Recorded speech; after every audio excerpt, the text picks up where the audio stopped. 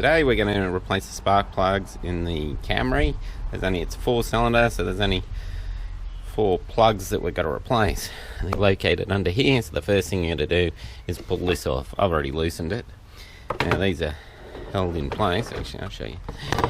It's held in place by 1, 2, 3 things. 1, 2, 3. So now that that's off, we're going to undo these 4. That's where the spark plugs are located. Alright, the bolts undone from the first one. My suggestion is just to do one at a time. Now I've got the gloves on because I have driven the car. It's not a smart move to do it when the car's done. And just pull out the, as you can see, the ignition coil. Now, if you can see in there, there's the spark plug. Right. Now here's something you're going to encounter. As you can see, the cord for this one is less than the cord for this one, so you can keep this one attached. Now this one you have to undo. Push the little clip in there and pull it off, and there it is off. All it is just a case of pulling that off. When it comes back in, you just slide that back on, and that's going to be the same with this one and this one. Now to undo the spark plugs, you've got a couple of tools there. The one on the left is something you purchase separately at an auto parts store, and the one on the right came with a socket set that I got given to me some years ago. Now the one on the right is better if you need a bit of leverage for a tighter plug, but they both have their uses. Right. First spark plug's out.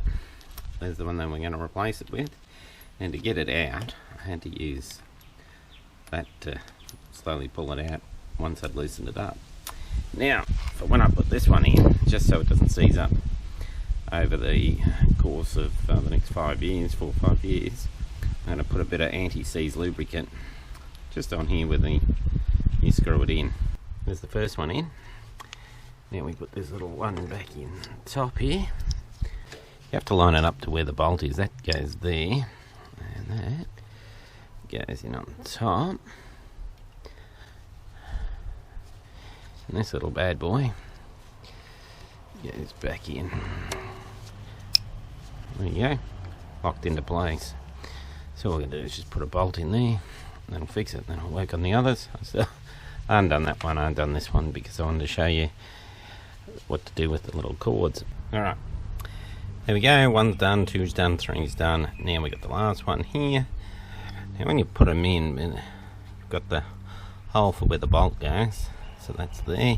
Try and line them up as you go down, and you put it in, and then this just simply clicks on like that.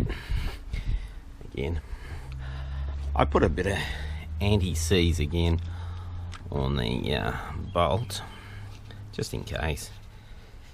Better to be sure now than wishing you'd done something. Just a case of screwing them in and then just getting a socket or a wrench, spanner to tighten them all up. Now there's 4 new spark plugs, all the coils are back on. Make sure these are properly clipped on. Right, now that's done.